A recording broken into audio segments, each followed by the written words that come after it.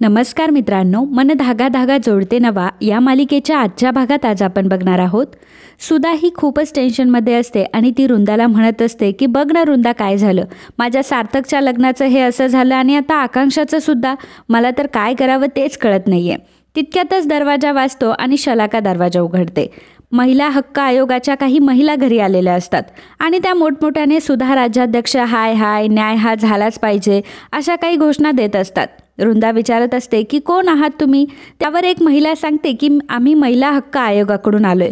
आम्हाला कळलंय की तुमच्या इथे सुनांवर अत्याचार केला जातोय आणि इथे डोमेस्टिक व्हायलन्स चालतोय.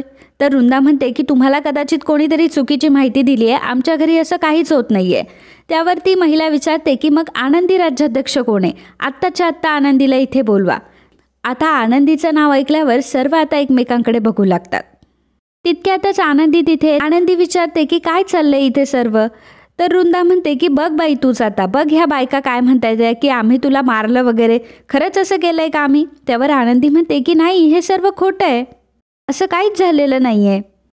तर त्या बायका म्हणतात की आम्हाला कळलंय, आमच्याकडं प्रूफसुद्धा आहे की इथे महिलांवर अत्याचार केला जातोय आणि आनंदी राज्याध्यक्ष हिच्यावर हातसुद्धा उचललेला आहे. आमच्याकडे तसा व्हिडिओच आहे. आणि मग तो व्हिडिओ त्या सुधाला दाखवतात. तो व्हिडिओ बघून सुधालाही खूप टेन्शन येतं आणि तो व्हिडिओ बघून आनंदीलाही मोठा धक्का बसतो. आनंदीला समजत नसतं की हे नक्की माझ्यासोबत काय चाललंय. तर बायका म्हणत असतात की आम्हाला आनंदीने स्वतःहून कॉल करून सांगितलंय आणि तिने तुमच्या विरुद्ध कंप्लेंटसुद्धा केली आहे. तर आनंदी म्हणते की हो काय बोलताय तुम्ही, मी नाही केली आहे कंप्लेंट. तर त्यातली एक बाई म्हणते की आम्हाला ज्या नंबरवरून कॉल आला होता ना, त्या नंबरवर आम्ही कॉल करतो. त्या नंबरवर कॉल लावला जातो आणि तो कॉल नेमका आनंदीला लागतो. खरं तर तो कॉल आनंदीने केलेलाच नसतो, तो केदारने केलेला असतो. त्यामुळे आनंदीला याची काहीही कल्पना नसते.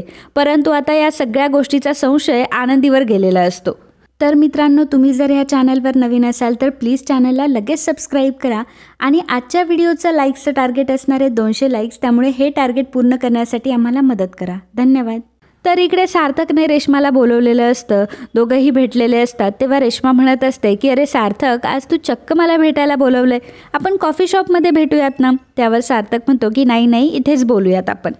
सार्थक विचारतो की मला जरा महत्त्वाचं बोलायचं आहे. मला सांग, आनंदीने तुला कधी पैसे दिले जे तू मनोज दादाला नेऊन दिले ते? तुला काही कल्पना आहे का यामुळे किती गोंधळ झालाय? आणि मला पक्क माहिती आहे की आनंदी असे पैसे देऊच शकत नाही.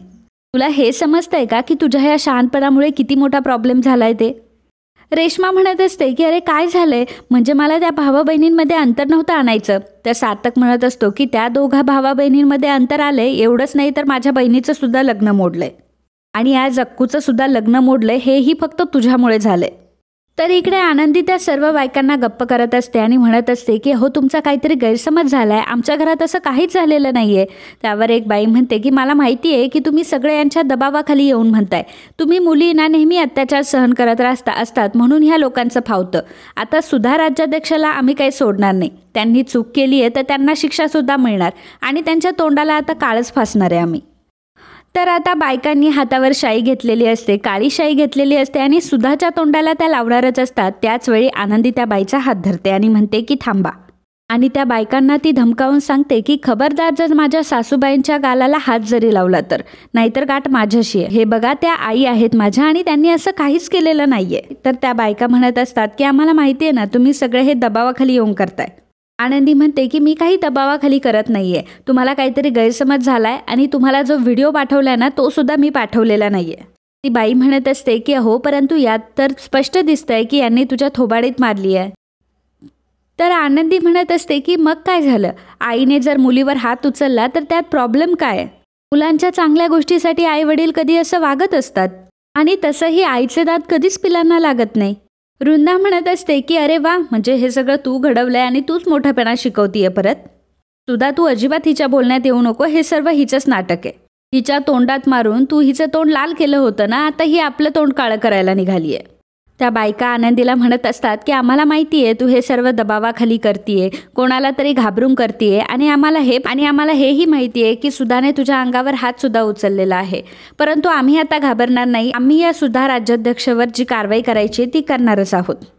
तर इकडे रेश्मा ही सार्थकला म्हणत असते की सार्थक, अरे तुला खरंच सांगते, असं काहीच झालेलं नाही आहे. मला तर वाटलं होतं की मी फक्त मनोजला मदत करेल आणि त्यामुळे आनंदीलाही मदत होईल, म्हणून मी हे सर्व करत होते, परंतु यातून असं काही होईल असं मला वाटलंच नव्हतं. तितक्यातच सार्थकला अक्कूचा फोन येतो. अक्कू सार्थकला सांगते की दादा, अरे इकडे खूप मोठा प्रॉब्लेम झालाय. इथं महिला हक्क आयोगाच्या काही महिला आल्या आहे आणि त्यांचं असं म्हणणं आहे आणि आई इथे आनंदीचा अत्याचार करतीये आणि आनंदीला आईने जी कानाखाली मारली होती त्याचा कोणीतरी व्हिडिओ शूट केलाय आणि तोच ह्या बायकांना सापडलाय. घडलेला सर्व प्रकार अक्कू सार्थकला सांगते. त्यामुळे सार्थकलाही मोठं टेन्शन आलेलं असतं आणि मग सार्थक लगेचच घरी निघतो. तर इकडे आनंदी अगदी सांगून कंटाळलेली असते की माझ्या सासूने माझ्यावर अत्याचार केलाच नाहीये, परंतु बायका काय ऐकायला तयार नसतात. बायका हेच म्हणत असतात की आम्हाला तुझ्या फोनवरून हा व्हिडिओ आलाय, याचा अर्थ आम्ही हे मान्य करतोय की तुझ्यावर अत्याचार होत आहे. तेव्हा सुधा म्हणते की बस करा, तुमचं काय चाललंय हे सर्व, आणि तुम्हाला हेच म्हणायचंय ना की माझ्या सुनेवर मी अत्याचार केलाय. मग मुळात हिला आधी विचारा की ही कोण आहे.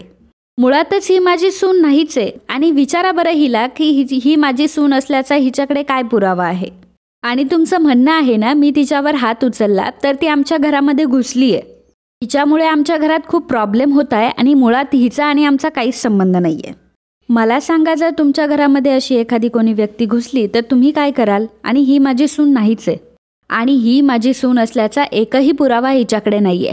आनंदी, तू सांग, आहे का तुझा आणि सार्थकच्या लग्नाचा काही पुरावा, एखादा फोटो किंवा तुमच्या लग्नात आलेला एखादा माणूस, डेथ सर्टिफिकेट, काय आहे काय तुझ्याकडे. विचारा आता तुम्ही तिच्याकडे काय पुरावा आहे असा. बायका आता आनंदीला विचारत असतात की बोल आनंदी, तुझ्याकडे काही पुरावा आहे का तुमच्या लग्नाचा. वा सार्थक म्हणतो की आहे पुरावा. सार्थकला तिथे बघून आता सर्वांना टेन्शन आलेलं असतं. सार्थक सर्वांना सांगतो की आईला जरी हे लग्न मान्य नसले तरी मी आहे ह्याच गोष्टीचा पुरावा. मी आनंदीचा नवरा आहे. मी आनंदीच्या कपाळाला कुंकू लावले, गळ्यात मंगळसूत्र घातलंय. आमचं लग्न हे रजिस्टर नसलं तरी आमचं लग्न झालंच नाही आहे याचा असा अर्थ होत नाही. आनंदी सार्थकला म्हणत असते की सार्थक सर, अहो मी तुम्हाला खरंच सांगते की तो व्हिडिओ मी नाही पाठवलाय.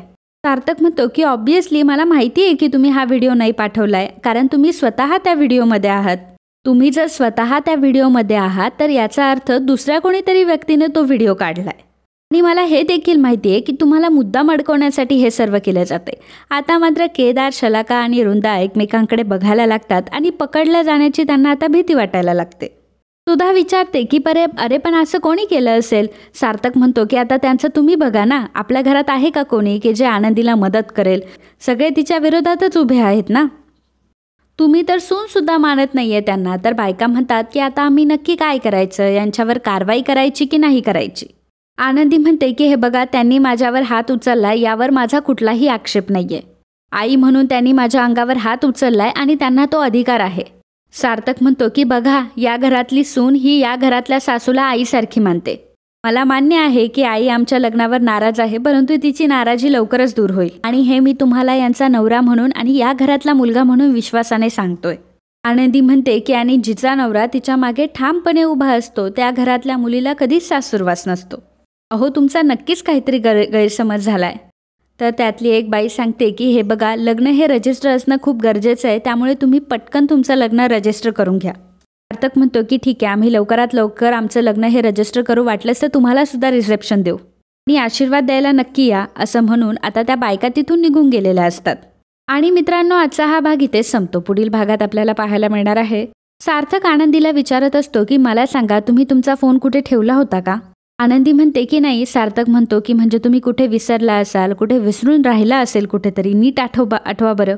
तेव्हा आनंदी सांगते की केदार सरांनी रेश्मा मॅडमला फोन करण्यासाठी माझा फोन घेतला होता. आणि आता सार्थकचा केदारवरचा संशय आता पूर्ण झालेला असतो आणि आता सार्थक काही केदारला सोडणार नसतो. सार्थक मुद्दामच निम्म्या रात्रीला केदारला बाहेर बोलावतो. केदार बाहेर येतो. सार्थक कसलाही विचार न करता केदारची कॉलर पकडतो. तर आता केदार खूप घाबरलेला असतो. मित्रांनो, असेच मन धागा जोडते नवा या मालिकेचे डेली अपडेट बघण्यासाठी आत्ताच आपल्या चॅनलला सबस्क्राईब करा. आणि हा व्हिडिओ जर तुम्हाला आवडला असेल तर व्हिडिओला लाईक आणि कमेंट करायला अजिबात विसरू नका. धन्यवाद.